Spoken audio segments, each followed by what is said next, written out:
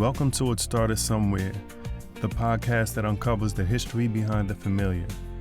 I'm Shaman, and today we're delving into an item tucked away in almost everyone's wallet, the driver's license. If you've ever wondered how that little plastic card became your ticket to freedom, responsibility, and let's be honest, endless trips to the grocery store, buckle up. This is the history of the driver's license. Picture the turn of the 20th century, streets crowded, not by Teslas or Toyotas, but horse-drawn carriages, and a handful of experimental vehicles rattling over cobblestones.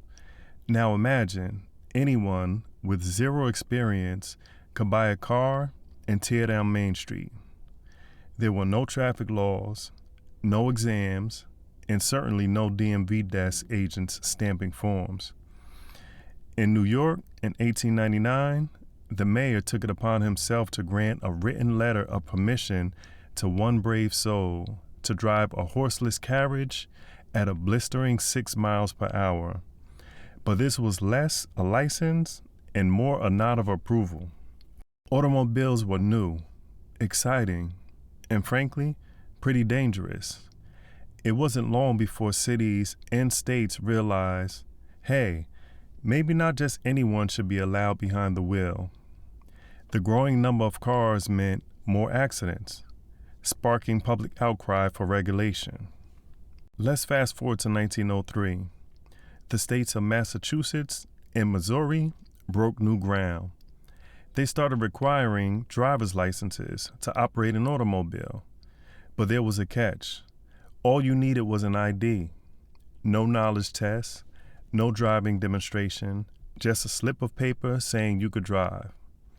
For the next few years, other states slowly joined in, enforcing age restrictions. By 1909, Pennsylvania declared you needed to be at least 18 to drive. The real turning point came in 1908. Rhode Island recognized the need for competence and introduced the first written in-road test for drivers. This wasn't just about having an ID, it was about proving you had the skill to operate a motor vehicle. As cars sped from luxury to everyday convenience, driver skill mattered more and more. By the 1910s and 20s, licensing requirements became tougher and more standardized.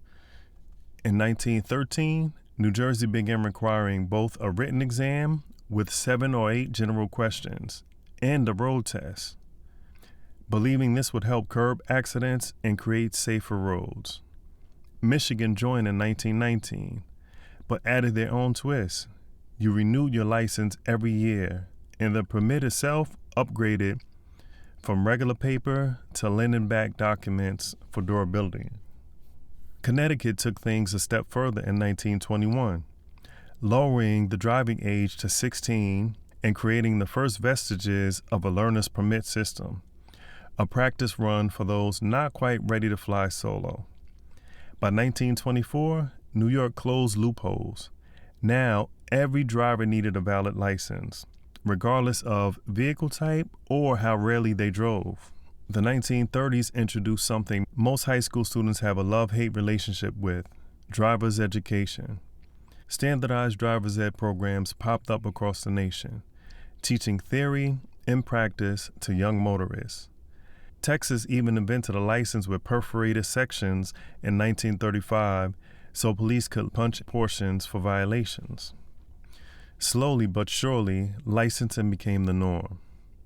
By 1930, just half of the nation's states required a driver's license, and only about a third also required a test.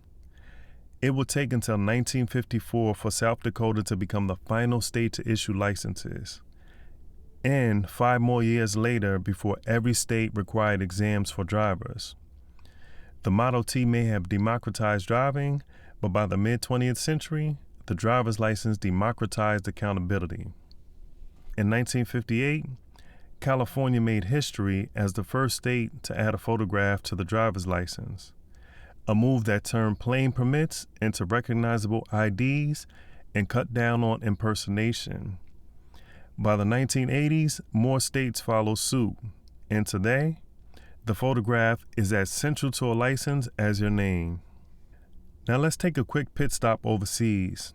The idea of a standardized international driving permit was first outlined in the 1926 Paris International Convention relative to motor traffic, followed by further conventions in 1949 and 1968. These established a system allowing drivers to translate their licenses to drive legally abroad, providing some order to the chaos of global motoring. The international driving permit became an essential companion for travelers and expats. And what about the present and future? In recent years, technology has pushed the humble driver's license into the digital age. Pilot programs for digital and mobile driver's licenses have rolled out in states like Colorado, Idaho, Maryland, and New Jersey, allowing people to carry secure electronic copies on their smartphones, complete with enhanced privacy features and real-time updates. The digital shift is still in its infancy, but promises a more streamlined and secure way to prove your identity without fumbling through your wallet. Here's the thing. While its origins are rooted in bureaucracy and safety, the driver's license stands for much more. For American teenagers, getting that first license isn't just a legal milestone, it's a cultural coming of age. It means independence, mobility, and adulthood. With a license comes a new kind of freedom, and for many, the first taste of responsibility. Social impact, tremendous. Songs, movies, rites of passage. So much of youth culture is tied in getting those keys and the plastic card that makes it official. From handwritten letters to digital IDs, the story of the driver's license is one involving freedom and responsibility. It's shaped by changing technology, public safety needs, and our growing thirst for mobility, whether it's across state lines or international borders. Today's licenses are safer, smarter, and more secure than ever before. But their core purpose remains the same: to ensure that when you strap in and start your engines, you're ready for the road ahead. So next time you reach into your pocket for that little card, remember, you're holding a piece of history, one that started somewhere and is still on the move. Thanks for listening to It Started Somewhere. I'm Shaman. I'll catch you on the next episode. Thanks for listening. If you enjoy the show, subscribe and rate the podcast. It makes a difference.